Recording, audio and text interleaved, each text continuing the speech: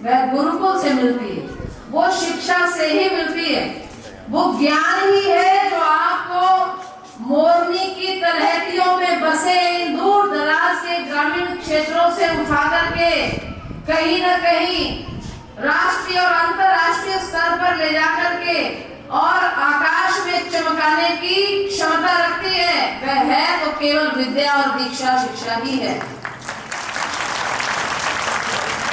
मेरा मोरनी क्षेत्र में बहुत आवागमन रहता है, क्योंकि यहाँ के लगभग ऐसे ऐसे गांवों में मैं जाती हूँ जहाँ 4-4 किलोमीटर तक पहाड़ों पर कूद कूद करके उतरना पड़ता है।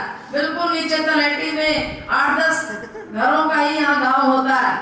तो ये बड़ा ऐसा क्षेत्र है, यहाँ के बहुत से विद्यार्थी विराटनगर आश्रम में आकर के शिक्षा और दीक्षा ले रहे हैं, आप सब जानते ही होंगे। इस क्षेत्र के आज से लगभग 25-30 साल पहले की अगर बात करें तो कहते हैं मोरनी क्षेत्र के जो निवासी हैं वे बहुत संकोची स्वभाव के हैं।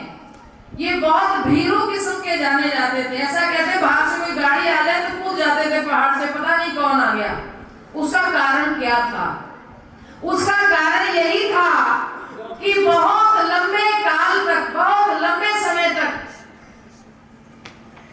जो हरियाणा प्रदेश की सरकारें बनी, उनका ध्यान इन पहाड़ी क्षेत्रों की ओर आकृष्ट हुआ ही नहीं। यहाँ पर भी पहुंचना चाहिए और जीवन यापन की मूलभूत सुविधाएं प्रदान होनी चाहिए, इस ओर भी ध्यान नहीं गया। यहाँ पर पीने के लिए जल की, पीने योग्य जल की कितनी किल्लत हो जाती थी गर्मियों में, उसका अंदाजा आपको मेरे से ज्यादा है। बिजली नहीं पहुंची थी कई कई गांवों में, यह भी सच्चाई है। और सड़क तो आज तक भी पहुंचने के मार्ग में ही है, पहुंच रही है, ऐसा कहना चाहिए। ऐसा ही है मोरनी का क्षेत्र। परंतु मैं सोचकर और देखकर बहुत आनंदित हो रही हूँ कि इस क्षेत्र के अंदर राष्ट्रीय स्वयंसेवक संघ के द्वारा संचालित यह विद्यालय आज से कौन से साल में आप कह रहे हो गया था? लगभग 23 साल हो गए, 25 साल, 2000 से 23-24 वर्ष होने को आ गए।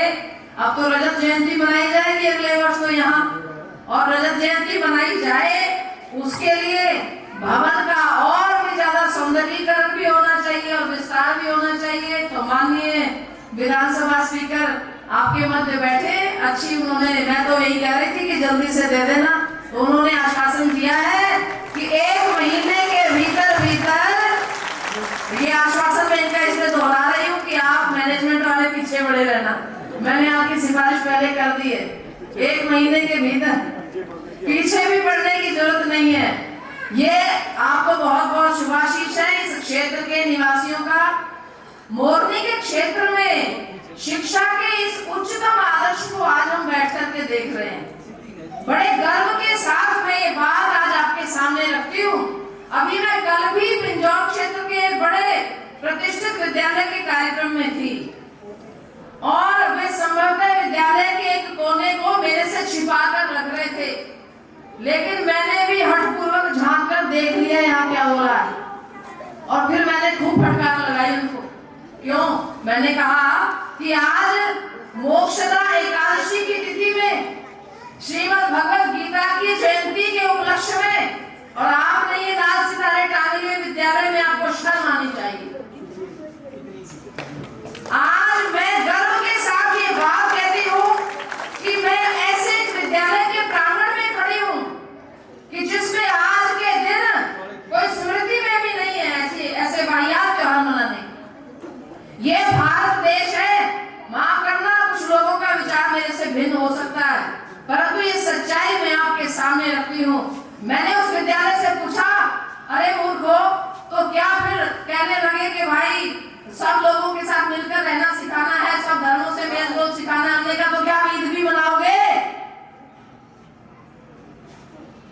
और उन शर्महीन विद्यालय के मैनेजमेंट ने धीरे से कहा, जी मनाना पड़ता है। तो मैं आपसे एक प्रश्न पूछती हूँ, गुरु गोविंद सिंह जी के लालों ने, ये छोटे छोटे बच्चे बैठे हैं ना यहाँ, जरा 5 वर्ष का कोई लड़का खड़ा हो जाए, 7 वर्ष का, 9 वर्ष के बच्चे जरा खड़े होकर के दिखाओ, 7 इयर्स के, 9 इयर्स के बच्चे, इनकी हालत देखिए, आप देख रहे हैं बच्चों को, बैठ जाइए, बैठ जाइए, इनके इन कोमल मासूम चेहरों को देखो, इतने मासूमियत भरे हुए वो चेहरे, धर्म के मार्ग पर अडिग थे। गुरु गोविंद सिंह जी महाराज के वो लाल जो दीवार में चुने जा रहे थे, जिनके प्राण छीने जा रहे थे, जिनको मौत के घाट उतारा जा रहा था, उनको यही तो कहा जा रहा था टोपी पहन लो, यही तो कहा जा रहा था हमारे साथ खेल कूद करके ईद मना लो। आज ऐसी क्या मजबूरियां हो गई? जिस राष्ट्र के अंदर ऐसे ऐसे महापुरुषों के हम जयंतियां मनाते हो, उस राष्ट्र के विद्यालयों में खेल ही खेल में शर्म महसूस होती है। ऐसे लगता है भारत में रह रहे, कहाँ रहने। आजकल के दिनों में सारे पंजाब के अंदर शोक और मातम छाया हुआ है। वहां सारे धर्म प्रेमी बंधुओं से आग्रह किया जाता है कि ये जो 7 दिन का समय है, ये हमारे गुरुओं की शहादत के दिन है। धर्म की रक्षा के लिए, सनातन हिंदू धर्म की रक्षा के लिए इन्होंने आतताई राजाओं से टक्कर ली थी, वो बच्चों ने शहीदियां दे दी थी।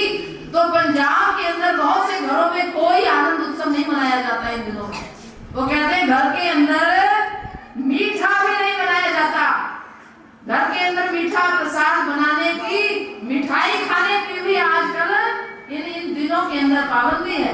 ऐसे इन दिनों के अंदर आप ऐसे ऐसे वाहियात अगर त्योहार मनाओगे तो सोच कर देखिए कि आप जब मर के जाओगे और यदि आपको मार्ग में खड़े हुए गुरु गोविंद सिंह जी के वो लाल मिल गए तो कौन सा मुंह दिखाओगे आप उनको? मैं अक्सर पूछती हूँ अपने भाइयों से, कौन सा मुंह लेकर के कहाँ जाओगे? इसलिए याद रखो, सबके साथ रहने का तरीका क्या है?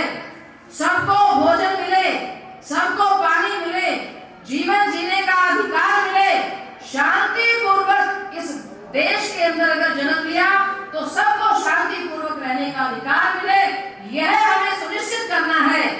परंतु याद रखो, धर्म के अंदर जिसकी जड़ें गहरी नहीं, वह व्यक्ति कभी भी ना तो अपना ही भला कर सकता है, ना दूसरे का कर सकता है। अभी माननीय विशिष्ट अतिथि थी, बहुत सुंदर बात इन्होंने रखी थी। ये बात भी मैं अक्सर कहती हूँ कि IQ जो है ना, इंटेलिजेंस लेवल, उसके आधार पर हम अपने बच्चों को आंकते हैं।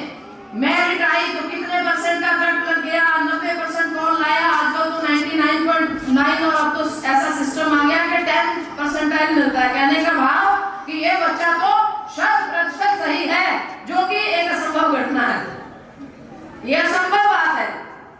अभी मार्ग में वो मुझे गाड़ी में ला रहे थे तो उन्होंने क्या पूछा मेरे से कि आप तो कंप्लीटली जानते होंगे इस क्षेत्र को, कंप्लीटली शब्द कह दिया, मैं हंस पड़ी। मैंने कहा भैया कंप्लीटली तो मैं खुद को भी नहीं जानता ही 100% तो व्यक्ति स्वयं को ही नहीं पहचान पाता और फिर दूसरे को पहचानना, ये तो असंभव बात है। इसलिए ये जो एक परिपाटी बन चुकी है, आजकल हमारे बच्चों का, अगर अभी नाटी वाला जो नृत्य हो रहा था ना, उसमें 2 बच्चियों ने योजना बनाई थी कि हम सिर के ऊपर टोपी पहने, उस पर गिलास रखें और फिर मुख से रुमाल उठाएं, तो यदि वे उसको उठा पाए तो उनका कौशल है, बहुत अच्छी बात है, कॉम्पिटेंसी होनी चाहिए। परंतु मैं आपसे सच्चाई से बात पूछती हूँ, बच्चियां उठा नहीं पाई, एक ही टोपी गिर गई, तो आप अपने दिल पे हाथ रख के बताओ, क्या उस बच्ची के प्रति हमारे हृदय में आनंद और आशीर्वाद ज्यादा बढ़ करके आया था या एक भावना आई थी? ज्यादा बढ़ के आता है। इसलिए बच्चों याद रखो, जिंदगी के अंदर जितना जरूरी है पास हो जाना, जितना जरूरी है प्राप्त योग्यताओं का संपादन करते हुए उच्च स्थान को प्राप्त कर जाना, उतना ही आवश्यक है, उतना ही महत्वपूर्ण है। कभी कभी अपने कार्यों में फेल हो जाना कोई बड़ी बात नहीं है। बच्चों को सिखाया जाए, ये माताएं, ये पिता एक अनावश्यक जो है ना इंटेलिजेंस का बोझ का टोकरा बच्चों के सिर पर मत ला दो। अभी पीछे एक घटना हुई, बोर्ड का जब एग्जाम होता है तब तो बड़ा भारी वातावरण, बच्चों से पूछ के देखो, हम भी उसी में से गुजरे हुए हैं, हम भी भोगी हैं। जब 10वीं का, हमारे यहाँ तो 8वीं में भी बोर्ड होता था, 10वीं में बोर्ड था, +2 में भी बोर्ड का एग्जाम हो, सारा